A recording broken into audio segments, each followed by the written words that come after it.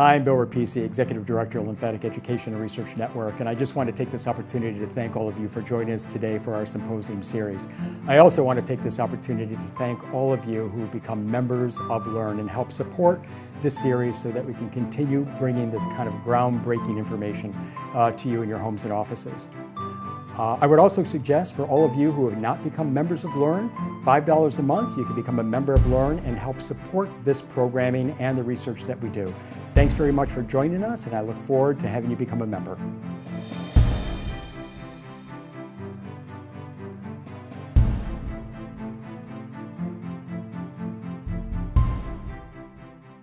Hi, I'm Leslyn Keith. I'm an occupational therapist and I treat lymphatic disorders. I've had a private practice in lymphedema since 2000 and recently got my doctorate and focused on looking at lymphedema and obesity. And so we're going to talk to you about what we've learned about a ketogenic way of eating. This is a follow-up to, you may have watched 2 weeks ago, the presentation by Dr. Eric Westman. He talked about, gave you the basis of the ketogenic way of eating, the science behind it and the research, and a little bit about how it relates to lymphatic disorders, how it could be used for lymphatic disorders. So I'm going to go more into that today. We will be talking about the research that I have done on obesity and lymphedema.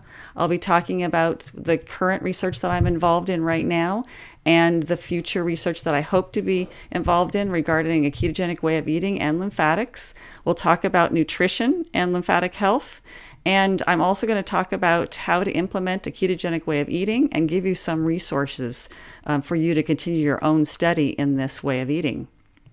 Just as a review from what Dr. Eric Westman presented to you 2 weeks ago on the LE&RN Symposium series, he talked about ketogenic way of eating is a low carbohydrate, moderate protein, high fat way of eating. It changes our primary fuel source to fat instead of glucose or carbohydrate for fuel. We're going to use fat for fuel. And there's a reason why we are so adept at storing fat is because that is our preferred fuel source. And if you were to use this way of eating for weight loss, it is the best way to have meaningful weight loss without any muscle wasting. So who does benefit from a low carb, high fat way of eating? There has been a lot of research over the last 100 years, actually, about the ketogenic way of eating and its uses for various medical conditions. Probably the biggest body of knowledge is about epilepsy. One of the first reports published in a peer-reviewed journal was in 1938 about using epilepsy for children, using ketogenic way of eating to manage epilepsy for children. Sorry about the echo. We have, and then some more recent stuff. And then cancer. A lot of information on ketogenic way of eating for cancer. In the early 30s, I think it was, Dr. Otto Warburg found that the Warburg effect, or that cancer preferred sugar for fuel, and so we could starve cancer by only feeding it fat. Dr. Seyfried and others have done more recent research as well on how this way of eating can help with cancer. Hyperlipidemia, also not a concern, and actually improves with this way of eating, and there's some research there for you. Cardiovascular disease, there was a concern about the dietary fat being bad for your heart, and actually the research indicates that that is not the case, so a lot of research in that. Type 2 diabetes, this way of eating is one of the best ways to manage type 2 diabetes, and some research in that. This is just one of many clinical trials showing that the ketogenic way of eating is superior for weight loss. And as a lot of neurological conditions besides epilepsy, this way of eating is beneficial for dementias, MS, ALS, etc. This is a meta-analysis of various clinical trials on using this way of eating for neurological conditions. And then we wanted to find out, is this also going to be beneficial for lymphatic conditions? So my primary focus when I first went on this journey was the obesity epidemic, because I was seeing in my own patients 75% were overweight and obese. And so I looked at what was happening with obesity in the general population, and we see this sharp increase in obesity in the late 70s, early 80s. It happens to coincide with the dietary guidelines to eat low fat. So when I started to do my research for lymphedema and the ketogenic way of eating, I had this hypothesis that weight loss using a ketogenic diet will significantly impact lymphedema and quality of life. So I was asking, would weight loss impact lymphedema? Would a low carbohydrate ketogenic diet improve the quality of life for people with lymphedema and obesity? And would the best way to help them make those dietary changes be in a supported group treatment model? Here's my study design and methodology. I recruited patients from my lymphedema practice, and I had 20 that consented and were assessed for eligibility. 12 were enrolled in the study and underwent 3 baseline assessments, each about 2 weeks apart. And then they went into the intervention, which lasted about 3 months. It was 12 group meetings and 6 individual meetings. 2 people withdrew, but then we repeated all the outcome assessments afterwards, after the intervention, and again 30 days later. And there's the results. I think we're too far ahead. So here's the results. It was significant in every outcome measure except percent body fat, which was not significant for decreasing percent body fat, but every other outcome measure it was. You can see in weight, almost 11.5 pounds, waistline decreased, limb volume, of course, significant decrease. We had 3 quality of life measures, and I also used the Canadian occupational performance measure, significant in all of those. So you can see right here, there was 2 self-selected diet groups because 4 people chose not to implement the ketogenic diet and the other 6 did. And so you can see the outcomes just for those 2 groups. And so you see the baseline measures for the non-ketogenic diet group, pretty stable, and then there is their outcome after the intervention and then 30 days later. So they lost about just over a pound average in that group. Those who used the ketogenic diet had a stable baseline and then quite a significant decrease, and 30 days later they had a further decrease, so they lost over 18 pounds on average, or 8% of their baseline weight. Because it was such a small group, I wanted to give you the individual data, and so this shows you the 2 groups. In blue, we have the ketogenic diet group, and you can see that 5 of the 6 people lost over 15 pounds, 3 of them over 20 pounds in the 3 months of the study, while the non-ketogenic diet group, the most loss was 3.5 pounds, and 1 person actually gained a little bit of weight. In limb volume data, we have a significant decrease in the ketogenic diet group. 4 out of the 6 lost over 1,100 milliliters. The non-ketogenic diet group, we had 1 outlier, but the others had a very little limb volume loss, and 2 people actually an increase in limb volume. The individual data for one of the quality of life measures, the lymphedema life impact scale, you can see in the ketogenic diet group, all 6 members reported a decrease in the impact of lymphedema on their life. And 2 of them, you see quite a significant decrease. In the non-ketogenic diet group, 2 people actually reported a small increase in impact, and the other 2 a very small decrease in impact. I had the opportunity to present the results of my study in a poster at the first ever symposium, NIH symposium on lymphatics in September of 2015. And that was exciting because I met Catherine Seo from the Lipedema Project. And we started talking about, well, it looked like it worked really, really well for a lymphedema population. What about lipedema? a different lymphatic disorder. And we know that this condition mostly affects women. There's a disproportionate fat distribution to the lower half of the body. They can have extreme hypersensitivity and pain. They have easy bruising. But most importantly, this condition is widely believed to be resistant to diet and exercise. So would it work for lipedema? We had a lot of anecdotal reports.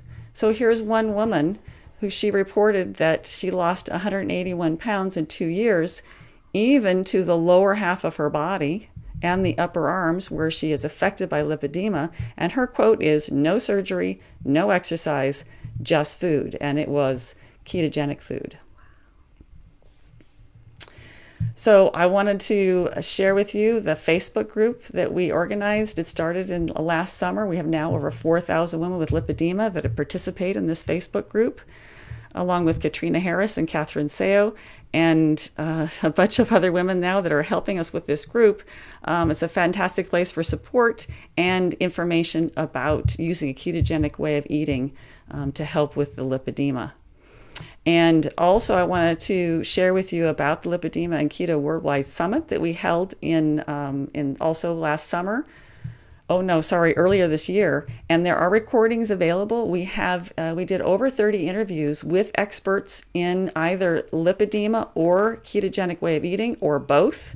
And so I would highly recommend going to the lipedemaproject.org and getting access to those recordings of those interviews. We started seeing women posting all kinds of non-scale victories on our Facebook group for lipedema and ketogenic way of eating. And so some things that they were reporting was, for instance, this woman said she was sitting in economy class seating on the airplane for the first time. 2 years she couldn't fit. Now she's fitting in that seat. Another woman, she says she was able to stop her painkillers because her pain is so much reduced. Here's another woman who felt like she was about to be in a wheelchair, but now she's in this way of eating, and she's a very active person and she can't believe what she's doing. Some people would post pictures. So here's a woman who posted the swelling and inflammation in her foot, and after using a ketogenic way of eating, much improved. So we try to support the women in finding those things that are improving that have nothing to do with your weight on the scale. So that prompted us to start working on a clinical trial. So we want to really study, is eating a ketogenic diet, is that associated with improvement in clinical outcomes and improved quality of life for women with lipedema?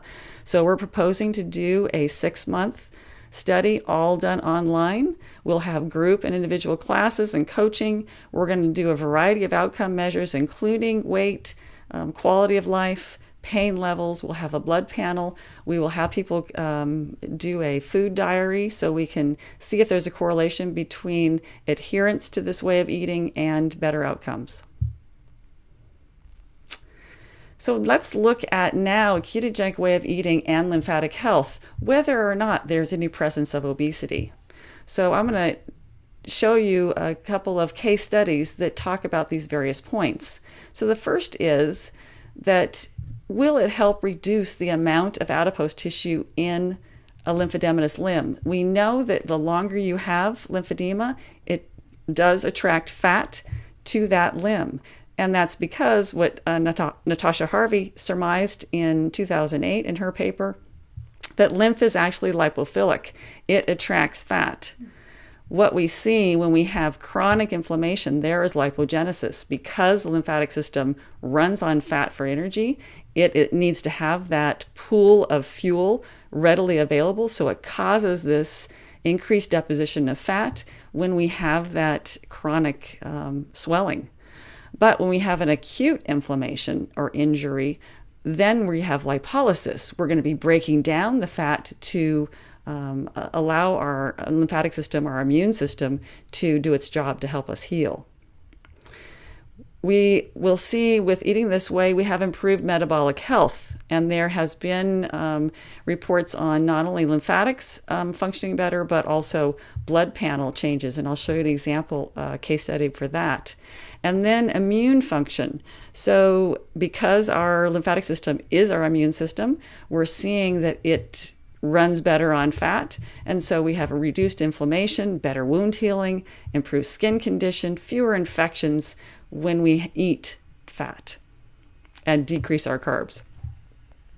And of course, very important to lymphatic disorders, decreased edema. So probably because of the decreased inflammation and improved drainage. So looking at first this idea of the adipose tissue that's in a limb that has lymphedema, how can we get rid of that? So we're going to look at one of my patients, SC. So she's a 70-year-old woman. Her BMI is 25.8. She's just outside of the optimal range. She maybe has to lose 15 or so pounds. She's treated for breast cancer back in 2001, and then she developed lymphedema in 2009. By the time I started treating her in 2010, she had very little reduction, and it had that spongy feel that led me to believe that there wasn't a lot of fluid there. It was mostly adipose tissue. She did have reconstruction and a vascularized lymph node transfer in 2014, and she was able to get a small amount of reduction, not as much as she hoped for in her limb, probably, like I say, because the problem wasn't fluid, it was adipose. So just 6 weeks ago, I mean, this is just very recent, she decided to use a ketogenic diet, and she had twice the volume reduction just by changing the way she ate versus what she did with surgery. How about improved metabolic health? Let's look at another person that I'm familiar with, KB. So he's a 49-year-old male. He's in the military, had a career in the military. He's a triathlete, very, very active, fit person. In 2005, unfortunately, he was misdiagnosed for reflux and underwent a procedure that is no longer available because it has problems. And so instead of the polymer being injected where it should be, it instead went into the thoracic duct. This was not discovered that that's what it was for actually quite a few years. But in the meantime, he began gaining tremendous amount of weight. And then there was swelling that happened to his legs, his arms, his trunk, the right side of his face and neck, which was strange because we would have thought that it would have gone to the left. Tremendous difficulty breathing, severe pain, a lot of trouble. And his physicians assumed that it was because he was gaining weight and he was obese, and that led to the edema. Turns out it was just the opposite. Because they thought he was overweight, they told him to follow that standard weight loss diet, which is low fat, low calorie. But periodically he went off plan. He would have a nice juicy steak or a sausage or something like that, and temporarily he seemed to feel better. So that led him to start looking at what is the ketogenic way of eating, this high fat way of eating, cutting the carbs way of eating. And so he started looking into it actually for a number of years. And during that time, he also found out that this is what happened, that polymer ended up in his thoracic duct and infiltrated a lot of his body. But he started implementing this way of eating on January 2nd, just of this year. Here is his CT scan, and you can see there is the polymer that's right there, one of the biggest chunks. So that's the CT scan in 2010 when they started figuring out what was going on. Let's look at his blood panel comparison. So he'd had his lipid panel done in March of last year, well before he did this way of eating. His total cholesterol 187, triglycerides 208. Wow, pretty high. HDL 28, we'd like to see that higher. LDL 117. So total stayed about the same. 2 months after eating a ketogenic way of eating, his triglycerides are halved. and an increase in his HDL. A slight increase also in his LDL, but we're not really sure if that is actually very important. The most important thing, a better indicator of risk, is going to be a ratio between triglycerides and HDL. And look, it's now a 4-to-1 instead of a 7-to-1. So definitely improved. And I would like to see what he is now, because if he had that much improvement just in 2 months of eating a ketogenic way, then I can imagine he's even better now. Let's look what happened to his weight, because of course there was a tremendous amount of edema loss. So you can see that from, this is going from 2014, all the way up here is January 1st. And so pretty much stayed between just under 300 pounds to about a high of 317. And so here is where he started January 2nd, started a ketogenic way of eating, a sharp decline in the way of eating. And I think he has told me that this little blip you see here is because of exercise. We know that exercise is going to help muscle joint pump, going to help us mobilize that fluid. But if you exercise wrong, if there's too much fluid generated from exercise, you can actually increase your swelling. And so that's what happened for him, and he actually gained a little bit of weight. But it's definitely quite a nice fall. So he went from 317 to around 253, and this is just since January. His breathing, his pulmonologist had him on nighttime oxygen, and he had to use a CPAP. It's discharged because his breathing is so much better. He has increased energy and vitality. He's back to exercising again. He says he's playing with his 15-year-old son, who's never known him to be an active person, and now all of a sudden he's able to wrestle with his son. He has improved cognition. He said he didn't realize it, but there was some brain fog going on. He thinks much clearer, and improved bowel function, decreased pain, and of course, decreased swelling. So huge change in his life from this way of eating. So just looking at decreased edema by itself, I want to look at this patient, JR. She is 64 years old. She weighs 145 pounds. Her BMI is right in that optimal range. She doesn't need to lose any weight, but she has significant lymphedema. So prior to getting lymphedema, she had a very active lifestyle, exercised daily. In 2001, she developed lymphedema due to a cancer treatment that she had 20 years previously.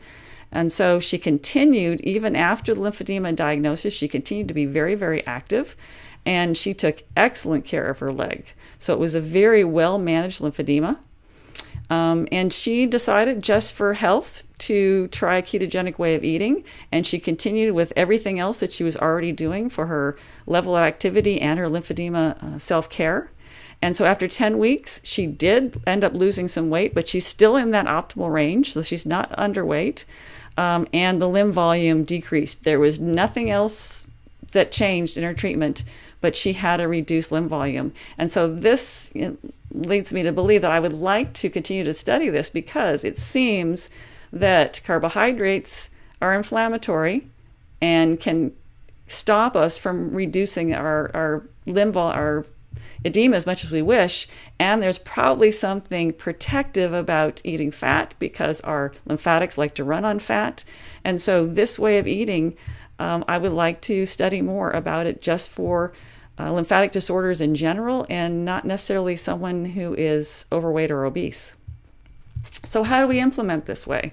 And again, I'm going to give you that caveat I gave at the beginning, that if you want to change your way of eating drastically, you really should consult with your medical provider first, particularly if you're taking any medications, because they will need to, probably the dose would need to be adjusted. So this is something you need to be medically supervised for. So let's look at the standard American diet, what most people eat. And generally, people are having about 60% of their calories are in carbohydrate. So this is, if you tend more towards a vegetarian or a vegan way of eating, it could be up to 80% of your calories could come from carbohydrate. A level of protein is pretty stable in no matter what way you choose to eat. So 20 to 25% would be in protein generally. And for this way of eating, it's limited in fat, so 15% for fat. So it's a very high carbohydrate, low fat way of eating, standard American diet. So what we're suggesting with a ketogenic way is now we're going to transform to eating fat for fuel. And so now the most of our calories are going to come from fat. And so this could be 70% of our calories in fat and very much limiting carbohydrates. So just 10% in carbohydrate. Again, the protein is very, very stable, around 20 to 25%. So this is a ketogenic food list or food pyramid. You can see it's going to be quite different from a standard food pyramid that has the base of the pyramid that is in healthy whole grains, supposedly healthy whole grains. And so the base of this pyramid instead is healthy fats and proteins. And then we're going to supplement that with non-starchy vegetables. And for treats, we have some high-fat nuts, seeds, and low-glycemic berries. And so, of course, very limited quantities of that. So we're going to have mostly proteins and fats. And we can get our micronutrients from our non-starchy vegetables. You can see on this food pyramid, it's pretty much real food. There are no highly processed, packaged foods. It's just real food. What does a meal look like on a ketogenic food plan? Can look pretty normal. Bacon and eggs is a very common one. I've been seeing this all over the internet. My patient's been talking to me about this. Roasted avocado, and in place of the seed, you put an egg and you might have bacon, or this looks like it has salmon. So I haven't tried it yet. I would like to. And then here's a nice salad with some hard-boiled eggs, a nice steak with some grilled onion and some tomato and cucumber. And here's a nice salmon with some grilled or steamed vegetables. So you can see it's just real food. It looks pretty normal. It's not like a very odd way of eating. It's actually what we used to eat. This is the kind of foods we used to eat before we started having very packaged processed foods. Resources for you. I wanted to share with you several books that may help you in your further study of this. So take a look at The New Adkins for a New You by Eric Westman, Steve Finney, and Jeff Fullick. They talk about how you can use the Atkins diet that was presented in the 70s for your benefit now. And an even easier manual I would suggest is the Low Carbohydrate Ketogenic Diet Manual. It's almost pamphlet size. You can get it from Amazon, and it's only like $5 or something like that. But it's a how-to. It's very short, and it's by Dr. Eric Westman. I would also recommend The Art and Science of Low Carbohydrate Living by Jeff Fullick and Steve Finney, and The Real Meal Revolution by Tim Noakes and Jono Proudfoot from South Africa. Recipes, meal plans, along with the science and the data about this way of eating. So there's a few books for you. Websites, I do send a lot of my patients to dietdoctor.com by Andreas Einfeldt in Sweden. He really gives you an easy how to follow this way of eating on the internet. Really good resource. Ketogenic diet resource is Ellen Davis. She's a nutritionist, and same thing with low carb dietitian. So two nutritionists that give you, again, a lot of resources and help for transitioning to this way of eating. And don't forget to check out the Lipedema and Keto Worldwide Summit at the lipedemaproject.org. Another great resource for, like I said, over 30 interviews on the topic. And again, here's our Facebook group, the Lipedema and Keto Way of Eating Facebook group. And if you don't have lipedema and you still want to have a good support on a Facebook group, you could go to the Ketogenic Success Facebook group. I have a question. And here's a couple of references for you. And when you see the recording, you can be able to check out these references. I think we already have a couple of questions. one thing that a person asks is, won't this type of eating cause ketoacidosis? And if you're familiar with ketoacidosis, this is a condition where the ketone levels, metabolite of fat, become too high in your blood. That can only happen if you can't produce insulin, such as someone who has type 1 diabetes. So if you do not have type 1 diabetes, you simply cannot go into ketoacidosis. And that is, even with 20 days of fasting, our ketone levels are going to be nowhere near ketoacidosis. So a lot of times this is, even by medical providers, this condition is confused with ketosis. And ketosis simply means fat burning, and you want to be fat burning. So nutritional ketosis is absolutely healthy. Ketoacidosis, only if you have type 1 diabetes, is not healthy. So ketoacidosis is not a problem for this way of eating. Won't I develop heart or cholesterol problems by eating this way? So very common question, because we have been living under the diet heart hypothesis for 40 or 50 years. We were told that if you eat fat, you'll clog your arteries. And apparently that was based on absolutely no scientific evidence. And now we are seeing actually data coming out from randomized controlled trials from many years ago. That data is now coming out showing that there is no correlation. So again, I'd be happy to send anybody links to those studies. There is no correlation between eating dietary fat and heart disease. So again, not a danger. And actually, we're finding that our hearts run better on fat, maybe even as much as 70% fat as our hearts run on. So it actually might even be healthy for you to eat that way. And what are the healthy fats to eat? Yes. So actually, one of the most healthy fats to eat is saturated fat, and that's the one we were told to avoid.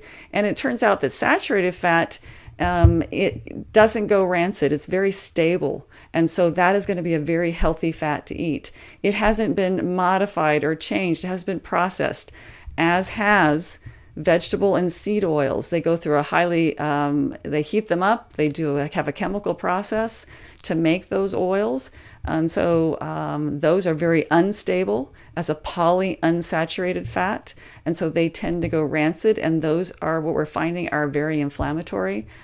So we are going to stay away from corn oil, canola oil, soy oil, but doing a saturated fat, and if you are 10 more towards the vegetarian side, coconut oil is 80% saturated fat. So you can do very well getting your saturated fat from that source. And of course, animal fats are a good source of saturated fat. Then monounsaturated fat like olive oil is going to be also, it's not going to be as stable as saturated, but still not as unstable as polyunsaturated. So also good fat to have as well. How important is maintaining ketosis versus a keto way of eating? There is some discussion about, do humans need to be constantly in a state of ketosis, or is it something that you would fluctuate in and out of? And it really depends on what you're using this way of eating for. If you're using it to manage a condition, you're trying to fight cancer, you're trying to manage your diabetes, you're trying to decrease your lymphedema or your lipedema, then you would want to always be in ketosis. But if you're an otherwise healthy individual, not a lot of medical conditions, you would not need to necessarily always be in ketosis. And it may be more of a normal state to cycle in and out of it. So it really depends on what you're using it for. The World Health Organization listed cured meats like bacon and sausage and hot dogs as known carcinogens last year. Is there a certain safe type? So I'm aware of that study. It actually was not very well done, and actually the conclusions. The media twisted the conclusions a bit, so the authors didn't even say some of the stuff that was put out into the media, and some of the conclusions that the authors came up was actually not supported by their data. So cured meat in salt, going to be good. I wouldn't want to have meat cured in sugar so much. But I do eat a lot of bacon. Bacon is perfectly healthy for you. But this is, again, it's something that you have to make a personal choice and do your own research on. I can't tell you what to eat.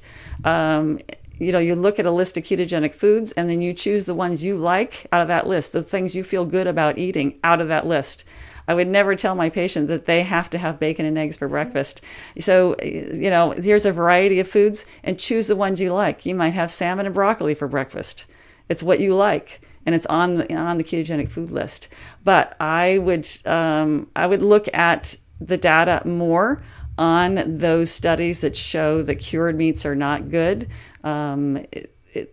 We started curing meats because it made them last longer. I mean, before we had refrigeration, we would salt or put sugar in our food to make the meat last longer before we had refrigeration. So I do not think that cured meats are such a problem. But if I'm going to have a sausage that has a lot of filler in it that is actually making it a high carbohydrate food, I'm not going to eat that. So know what's in those cured meats as far as other like hidden carbs.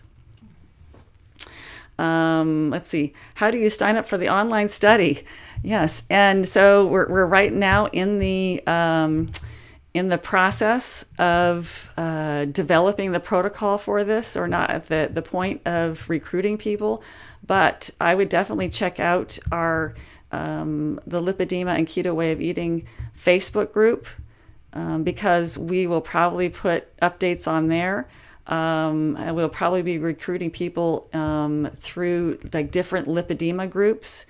I think we're looking at right now, we would actually prefer to have people who have not tried a ketogenic way of eating to do the study. So it might exclude you if you are already using this way of eating. I wouldn't want to use your wish to be involved in the study to keep you from starting now if you choose to do so. But check out the various lipedema support group websites and Facebook groups, and that's probably we will be recruiting for the study. Catherine added. Okay, and Catherine pointed out that because she's working on the clinical trial with me, we are working on the clinical trial now. Can you move that so I can see it?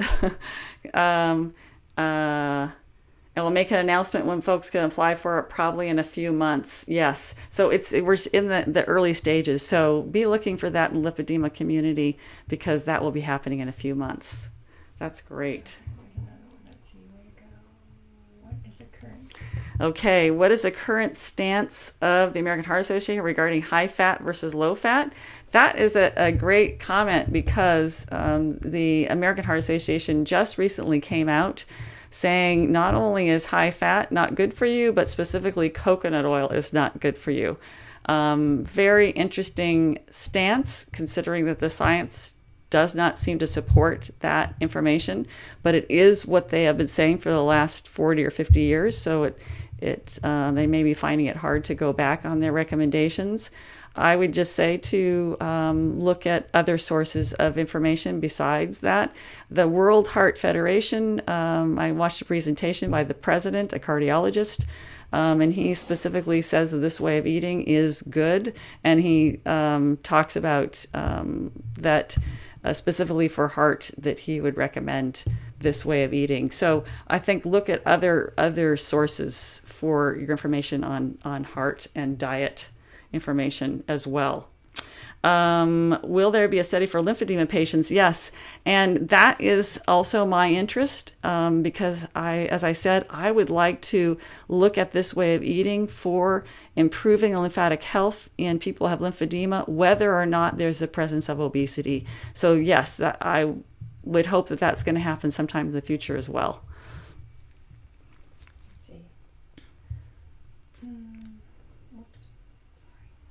Looking to see if there's some more questions there. Something about, okay, can we get rid of that blue thing? Okay. Oh, just a comment by, oh, here's a question. Okay. What about dairy? Is that included in keto? Do the LGF-1 natural growth factors cause inflammation to increase? So, some people find that dairy is inflammatory for them, but I would think you would need to really, really examine that, because I think people jump to the conclusion that dairy is a problem with them when it maybe not. But it certainly would not hurt you to not have dairy, and you could still do a ketogenic way of eating. But it is very common that when people jump into this way of eating, they immediately start drinking a bunch of cream and maybe having so much of any one type of food, they might get a reaction to that, and that leads them to believe that dairy is just not good for them. So we're not going to have glassfuls of cream, but we definitely would put full cream into coffee, or we'd pour it over a little bit of our berries or something like that. So we would use full fat cream. When we do that, we do use cream, but you don't have to use dairy to participate in this way of eating. So, and certainly if you think you are allergic to it or you have a bad reaction to it, it's not going to be bad to avoid dairy. That would be okay. This is from Catherine. So someone asking more questions about the clinical trial, and I think Catherine is answering questions about that yes, you have to be diagnosed with lipedema in order to participate in the clinical trial that we're going to be doing in that area. And people want to have more details on it. That's exciting. Okay. There you go. Yes, and another person making a point about, this is giving people ideas and hope for maybe that they can have success in managing a chronic condition, a lymphatic disorder. I do think that we are seeing results that are very, very, very promising, that this way of eating is beneficial, it's protective to our lymphatics, and it can promote healthy lymphatics. So I encourage people to check it out, study it some more, ask questions. I would love to hear from you if you want to email me. I like talking about it all the time. And check out the resources that I provided for you. Someone said, is there a good app that you have found to food log? And I will tell you that some people are using the I think it's the Fitbit, but my preference is actually Chronometer. It is developed by a company that they understand and engage in a ketogenic way of eating themselves. So if you end up eating a lot of fat, as you should on this way of eating, it doesn't set off alarms. So it actually encourages you to eat more fat and to keep your carbs low. So Chronometer, CRONOMETER.com. So you can check that out. You can have 30 days for free. So, and a lot of times that's all you need for doing a food log, is we tend to eat the same stuff over and over. So once you know what types of foods are going to keep you below that 20 grams of carbs per day, then you don't need to continue to log it. So I would suggest checking out that app. What happens long term? Do they stay on the ketogenic diet indefinitely? What happens when they come off keto? So if you are using this way of eating to manage a specific condition, when you come off keto, your condition comes back. So if you are using it to manage type 2 diabetes, you got type 2 diabetes again as soon as you go off keto. If you are using it to lose weight, when you stop eating this way, you're going to gain weight. So I do believe that if you're using this way of eating to manage a lymphatic disorder, your lymphatic disorder is going to exacerbate, increase, if you go off on this way of eating. So, but it's not, it's a very pleasurable way of eating. I've been eating this way myself for the last 6 or 7 years. I plan on eating this way the rest of my life. And many people do. So, and once you see how good you feel when you're eating this way, you have no interest in changing and going back to how you felt before and what you were eating before. You find a lot of pleasure in the foods that you're eating, a lot of enjoyment with it, and so you will want to stay with this way of eating. Catherine Catherine made a comment that Chronometer pairs with Fitbit, so it can track your food. So take a look at that. I'm not very technologically adept, so you can check that out. And then another person asks about MCT oil, and is there improved results with MCT oil versus long chain fats? So medium chain triglycerides, and we know that those are the fats that go directly to our liver. They bypass our intestinal lymphatics, and so someone who has, for instance, a very rare condition of intestinal lymphedema, and their intestinal lymphatics are impaired and they have difficulty mobilizing fats, the MCT oils is an excellent way to get in those vital, essential fatty acids that you need, because we can bypass the intestinal lymphatics. I don't think it's necessary for anyone who has well-functioning, healthy intestinal lymphatics. There's a reason why we have those intestinal lymphatics. They're there to mobilize our dietary fat for us because it's so important. So I don't think you need to use something like MCT oil unless you have a medical condition like intestinal lymphedema. Now, some people have used it because it helps jump you into ketosis really good. I would caution you, because people talk about that they might get some diarrhea with a lot of MCT oil. So be careful with that. And again, another thing to talk to your doctor about before going into. And think about too, this way of eating is just real food. And so do I want to do a protein shake or a manufactured type thing if I don't need to, So looking at keeping to real foods, I think is a good way to go. So yes, I will give you the resource slides again, so everybody can get that information, so you can check out not only those resources but also the references. So you can look at those research studies yourself. Absolutely. Okay, and it looks like we're coming on to an hour right here, and no more questions. So I thank you very much for giving me this opportunity. I look forward to hearing from any of you that would like to ask me any further questions. We did find one more question. Thank you for my lovely assistant right here. Is there a good place to find OTs that are up on the science and open to keto like you? Not that I know of. I kind of feel like I'm out here by myself. I have talked to other therapists that are open to it, but are not as passionate about it as myself. But I do teach lymphedema training through Klose Training, and of course I talk to all those new lymphedema therapists about this. And some of them do try this way of eating themselves. And so I think we're going to end up getting more and more. I would definitely try websites like Jimmy Moore, Livin' La Vida Low Carb. He has a listing of medical professionals that use this way of eating, and there might be other OTs on that listing.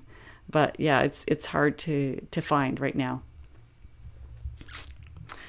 Do you do a group class or weekly meetings, or do you teach them the keto diet one-on-one? So when I've done my lifestyle group twice, and so that is 10 to 15 people, and we teach it as a group.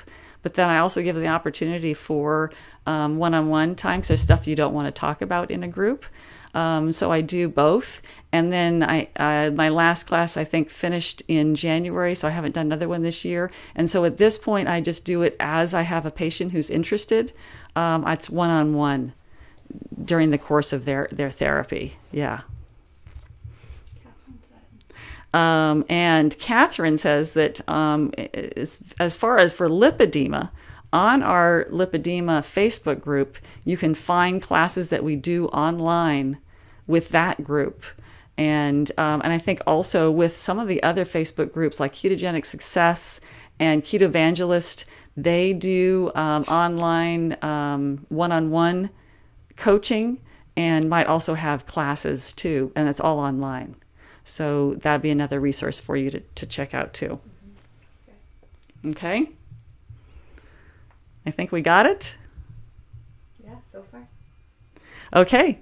I think that's it. Thank you so much for having me. I look forward from hearing from any of you who would like to contact me. Thank you so much.